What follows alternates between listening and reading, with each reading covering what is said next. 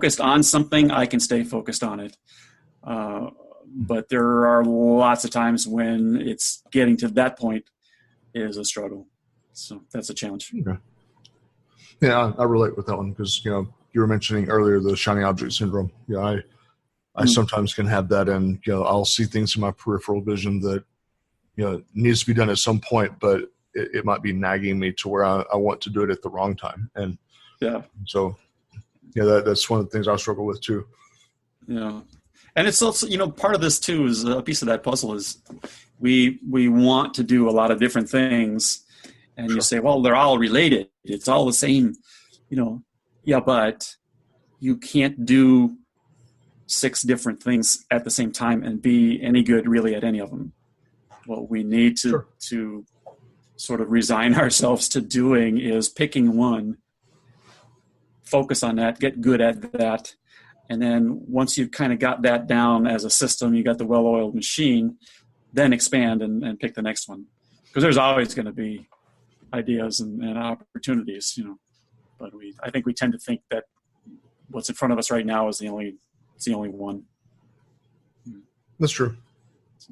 And one of the truths I've learned over the years is that when you start trying to do multiple things, putting multiple fires or multiple irons in the fire, it's like if you have 5 different irons going, you have 5 different projects going, you're not able to give 100% to all 5 of them. You're giving 20% to each of them. Right. And so, what's the quality of that going to look like when you get finished? Because you've only given 20% to each one of those 5 things.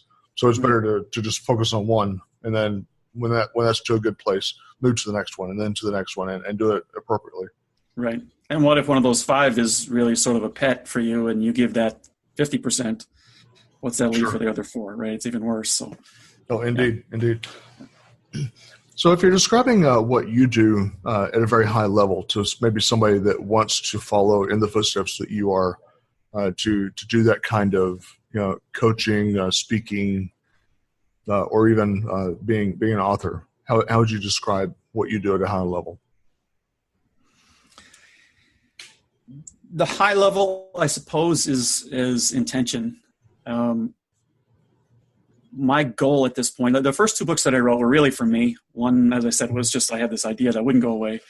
And then the other was I had the blog that I had written, and I had just stopped contributing to the blog. And so I said, well, let's just turn it into a book. And so both of those things were for me. What I'm working on now is with intention for other people. And so what I'm trying to do is present ideas, my version of these same ideas that have been talked about for thousands of years, in a way that makes sense, in a way that is actually going to resonate with a crowd, right? And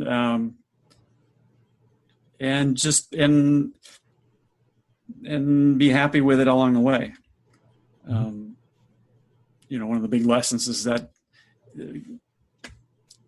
the end point is not where the value is. The end point is the process the value is in the process between here and there. Sure. That's where all the lessons are. That's where all the good stuff is. That's where you grow.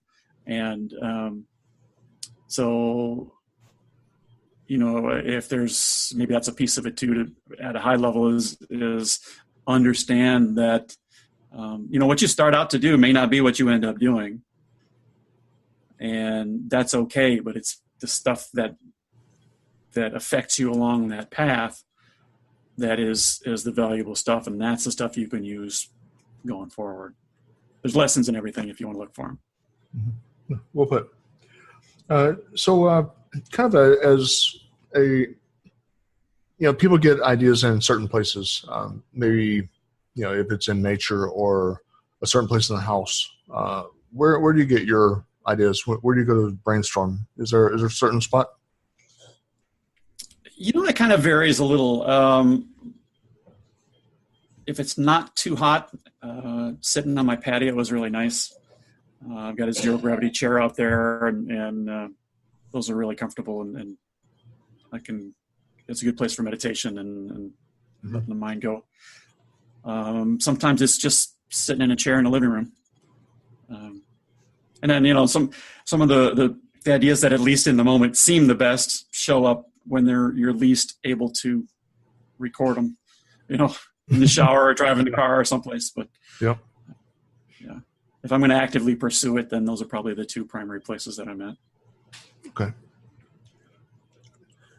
Okay. And as we wind up our time this afternoon in speaking, I like to always kind of finish with my trivia question, asking people to tell us something about you, Tim, that most people that maybe you run into don't know about you.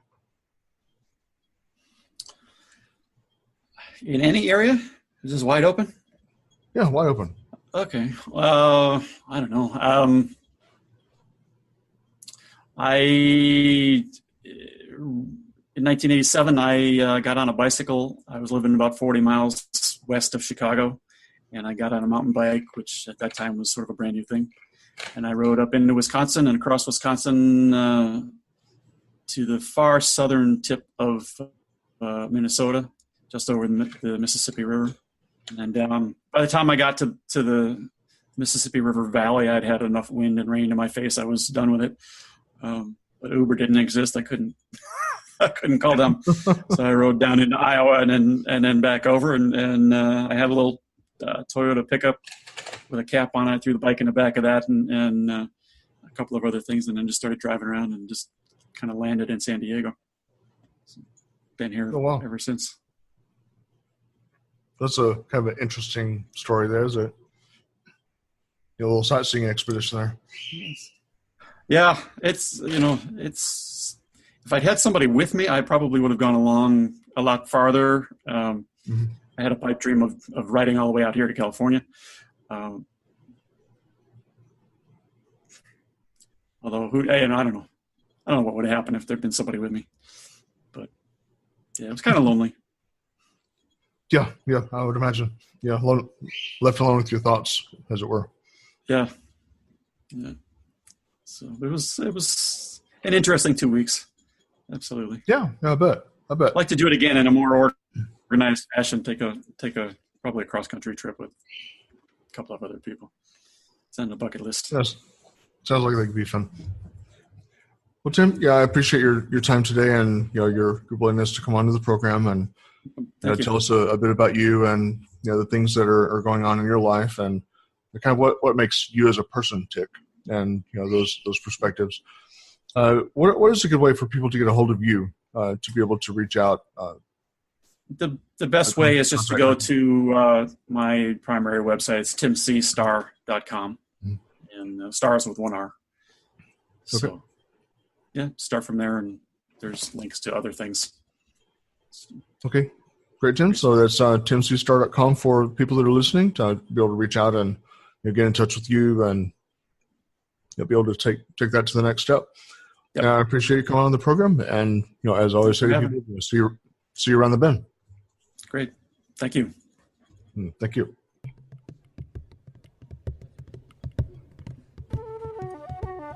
You've been listening to Legacy Cast. Thank you for joining us today, and be sure to come back next time as we speak with more top influencers, industry experts, and business owners from around the world.